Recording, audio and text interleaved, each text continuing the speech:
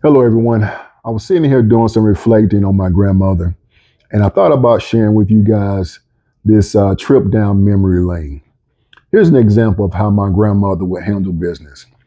Let's say someone came around her home, and this person was pitching my grandfather and her, and maybe even her sons, on a business idea where they either had to invest their time or invest their time and money at securing this particular deal.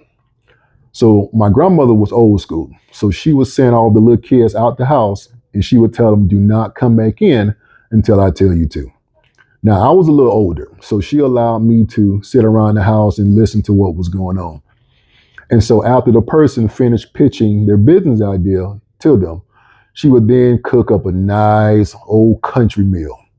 And then as everybody's sitting around the table eating and laughing, then she would say, now, let's talk about this business deal. As an example, let's call the guy Lil Pete. She would say, so let's talk about this business deal that Lil Pete just pitched us on. And then everybody would give their opinion. And then she would say, look, this is what I think. And then she would say, how do you like that food that you're eating right now?